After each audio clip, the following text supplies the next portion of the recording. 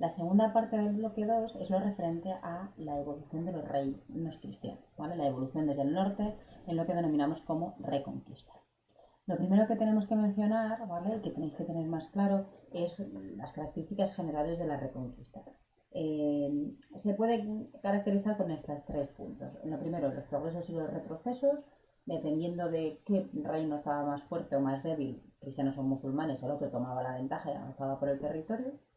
Luego, las diferentes fronteras que se fueron estableciendo según se avanzaba hacia el sur, castillos, fortalezas, que lo construían para protegerse. Y por último, la repoblación, ¿vale? Tenéis que entender que la reconquista no es solo un esfuerzo militar, sino que también necesitaba a la población para que se asentara en los nuevos territorios. Si no, los enemigos, es decir, los otros, podrían recuperarlo fácilmente.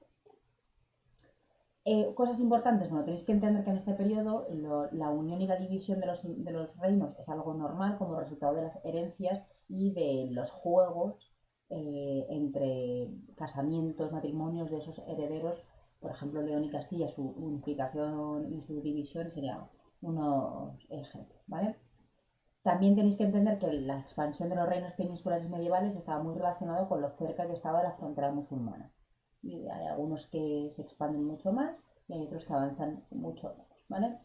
Os he puesto esta diapositiva aquí para que entendamos de manera general un poco lo que es el concepto de reconquista, ¿vale? La reconquista es un proceso, es un avance militar de los reinos cristianos desde el norte hacia el sur, reconquistando, es decir, tomando el control de las diferentes ciudades y territorios que los musulmanes habían conquistado en 711 y que previamente pertenecían al reino visigodo. Es un periodo en la historia de la península ibérica de España que dura del 722, es decir, de la batalla de Covadonga, hasta la toma de Granada en 1492. Existe un debate historiográfico muy amplio, os he puesto algún recurso para que lo leáis, ¿vale? Sobre por qué la reconquista, si no eran visigodos, sobre el concepto, cuando se usó por primera vez, la figura de Pelayo en sí misma, la influencia de los mozárabes, pero bueno, tenéis más información, es un debate que no vamos a entrar, que tenéis más información en algún artículo que os he dejado. ¿Cuál es la situación del norte de la península ibérica? Tenéis que entender que lo que es más allá de las fronteras, de las montañas, era una región que había sido escasamente romanizada. Ya sabéis que fue lo último que se conquistó y fue muy poco romanizada, ¿vale? Los visigodos tampoco dominaron aquel territorio, la gente vivía en aldeas, su economía se basaba pues, en la ganadería, la pesca, no tienen comercio ni moneda, ¿vale? Etcétera. Los musulmanes en un principio no tienen gran interés en ir a esa zona, ¿vale? Bueno, ¿cómo se van a crear los primeros reinos cristianos del norte? Vamos a dividir toda esta etapa, que es un poco complicada, en 5 fases, ¿vale? Como si se pueden dividir en diversos pasos, depende un poco del libro que utilicéis, del manual que utilicéis, ¿vale? Yo os lo voy a simplificar en estos 5 pasos. El primero de ellos va a ser la creación del reino de Asturias, que es el origen primigenio de todos estos, en la parte del oeste, y luego en la parte del este, la creación de la marca hispánica y los reinos pirenaicos, que denominamos en esta primera etapa. Tenéis diferentes líneas de tiempo también para que veáis comparado la evolución de todos estos reinos, porque es un poco complicado. En la página web tenéis un cuadro resumen comparativo, ¿vale? De toda esta etapa. Va por reinos, ¿vale? Y podéis observar,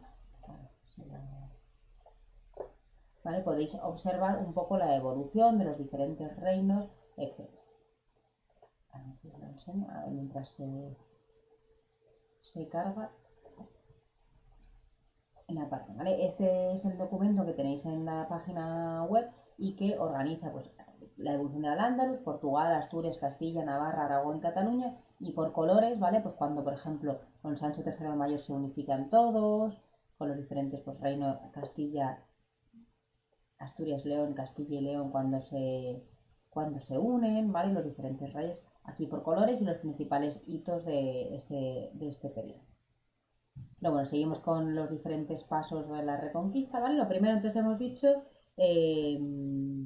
que sería el reino de Asturias, ¿vale? Este es el reino Astur-Leones, que luego se convertirá en reino Leones cuando trasvasen su capital a León.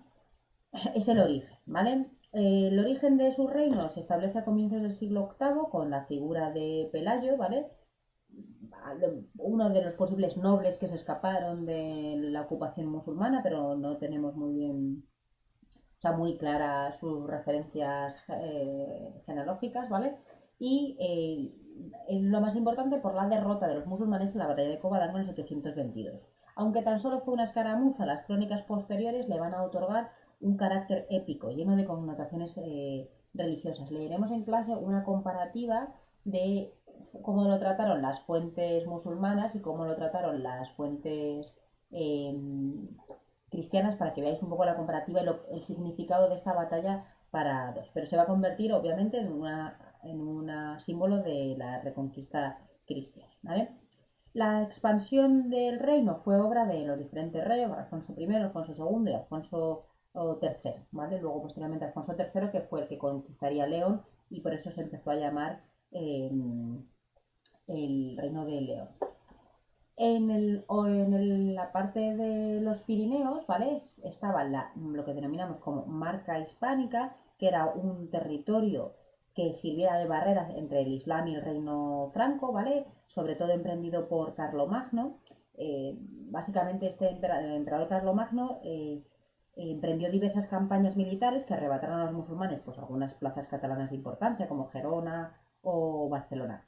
Poco a poco, ¿no? Cuando esta marca hispánica, cuando el poder de Carlomagno fue decreciendo, fueron surgiendo los reinos pirenaicos, el Pamplona, los condados, etcétera, que se fueron independizando, ¿vale? Hay algunas figuras que destacan de esta primera etapa, ¿vale?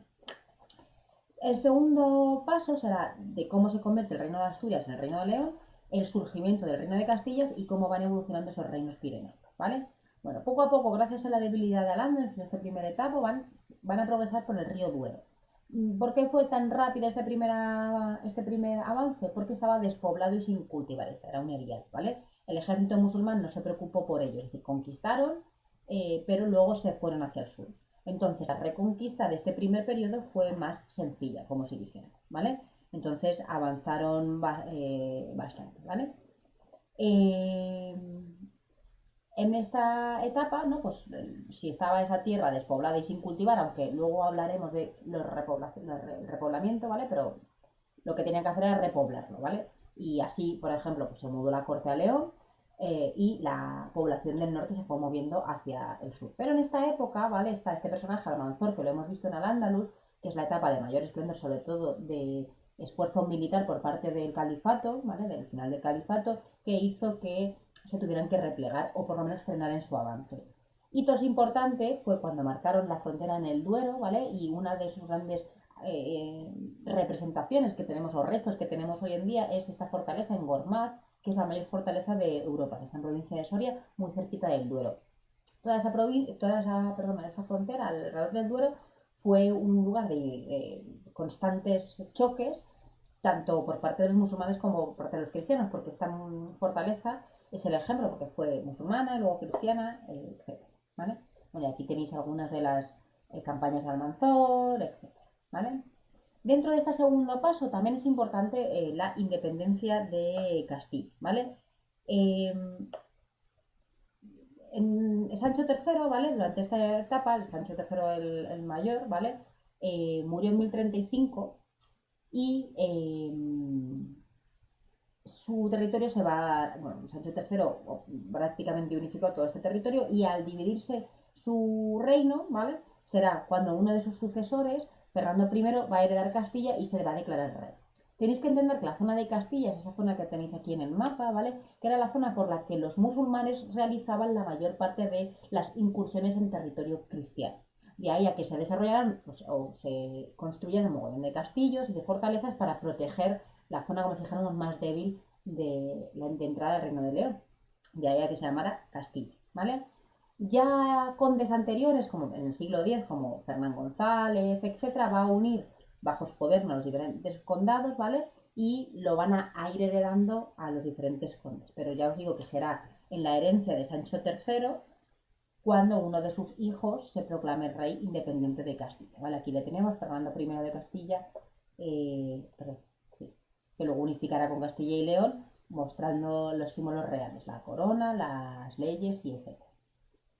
Mientras en los reinos pirenaicos, ¿vale? Se van formando los primeros reinos cada vez con más importancia. Por ejemplo, el reino de Pamplona, que será el futuro reino de Navarra, ¿vale? Tendrá su época de mayor esplendor, una vez que obtienen la independencia del reino franco, se expanden por el sur con Sancho III, ¿vale? Sancho III, ahí tenemos aquí que va a heredar Pamplona, ¿vale? Y gracias al progreso militar y los acuerdos de matrimonio se va a unir con los condados de Aragón, Sobrarbe y Ribagorza, hacia el Mediterráneo, el condado de Castilla hacia el Atlántico y el reino de León, ¿vale? Sin embargo, como ya hablamos de ese concepto patrimonial de la corona, es decir, que ellos lo consideran, estos reyes en esta época se considera como una propiedad suya, por tanto se puede hacer con esos reinos lo que quieran, Sancho decidió dividir entre sus hijos este gran imperio y se dividió nuevamente. Pues el reino de Castilla y León para Fernando I, ¿vale? Este que hemos mencionado aquí. Perdón, el reino de Navarra y el reino de Aragón, ¿vale? Este es el Sancho III Grande, tenemos aquí una representación, ¿vale?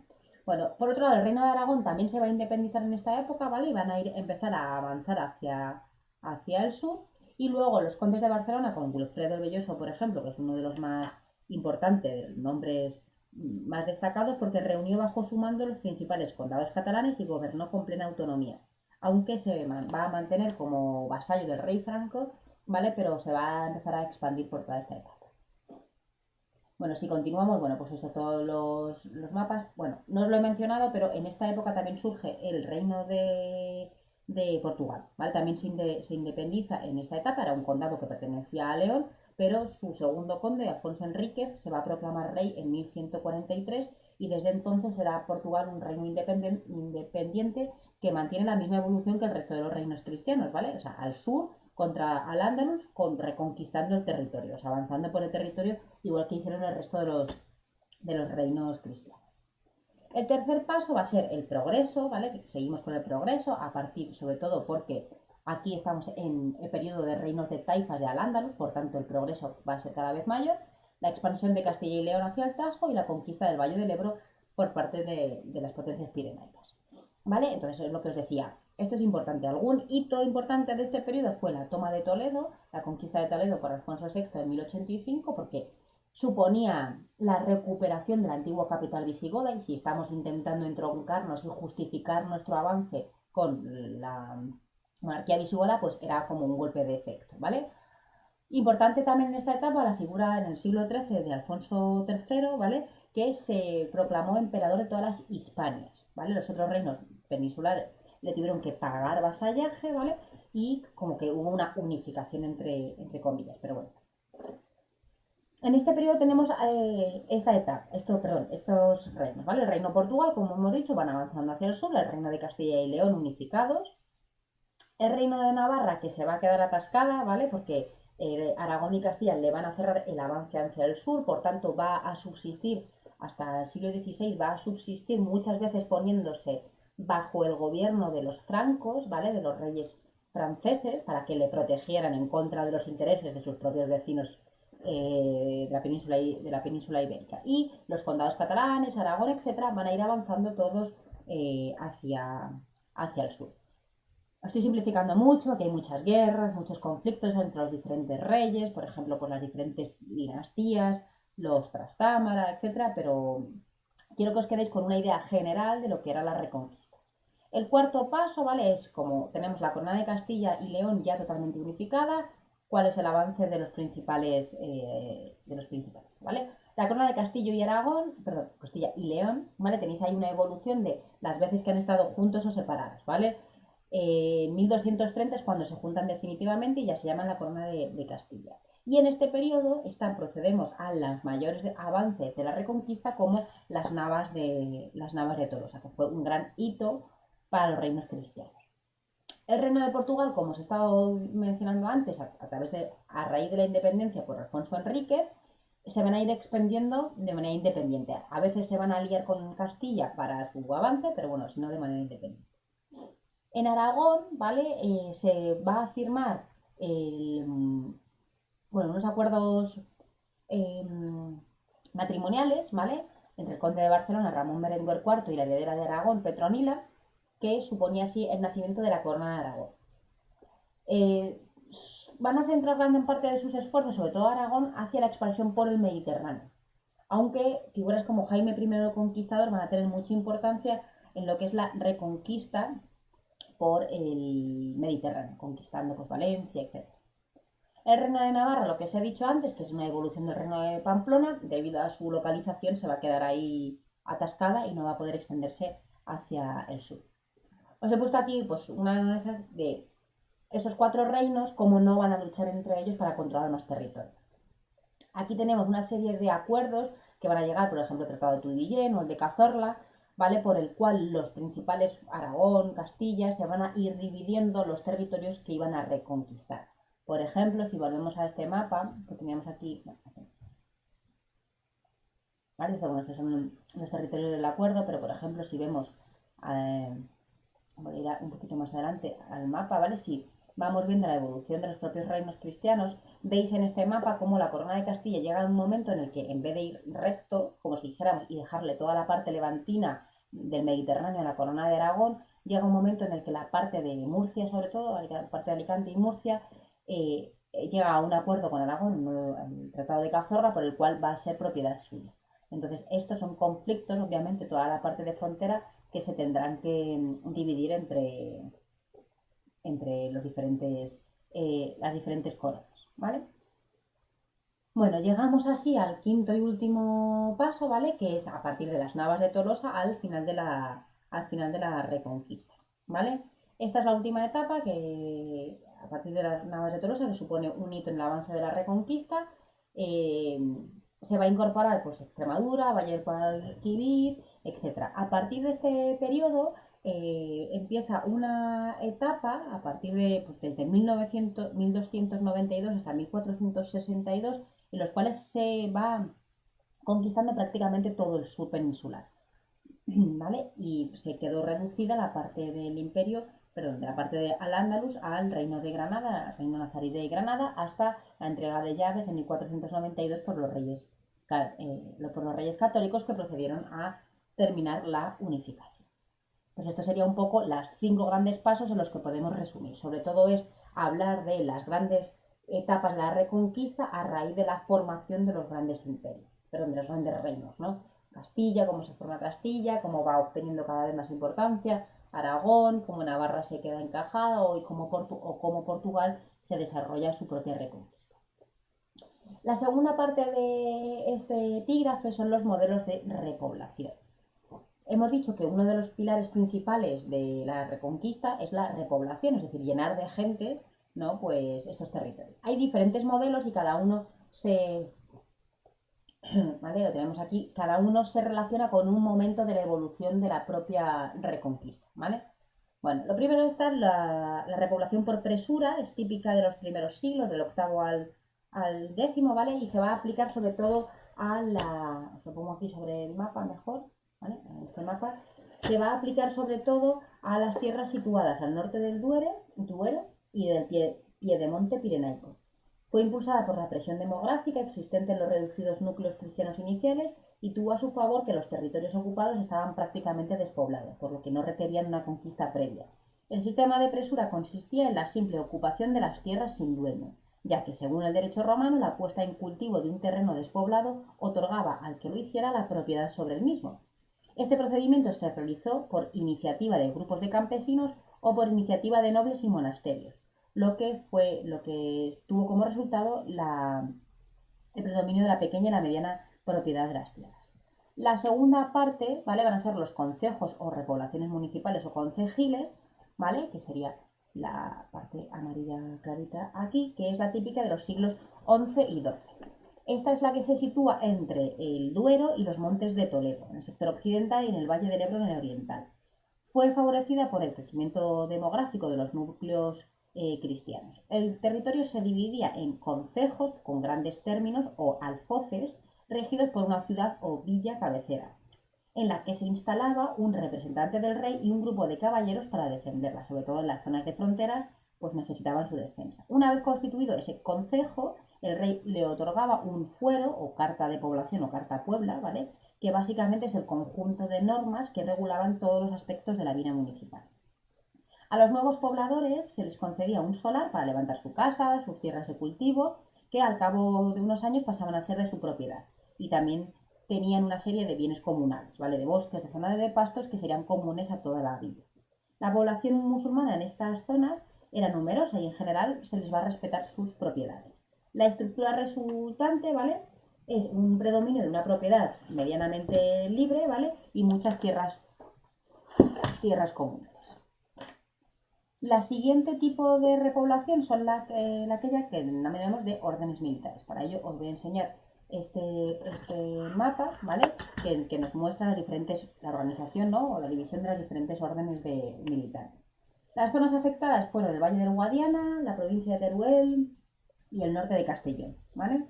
Se trataba de zonas muy extensas y poco pobladas en cuya conquista habían destacado las órdenes militares, que recibieron grandes extensiones de tierras que se dividieron en encomiendas, ¿vale? Al frente de los cuales se situaba un comendador, la orden con un comendador. La estructura de la propiedad predominante fueron grandes latifundios dedicados a la explotación ganadera, que era la solución idónea básicamente para zonas muy amplias, ¿vale? Muy extensas y con escasa población. Así en España se organizan las principales órdenes religiosas órdenes militares religiosas en estos lugares.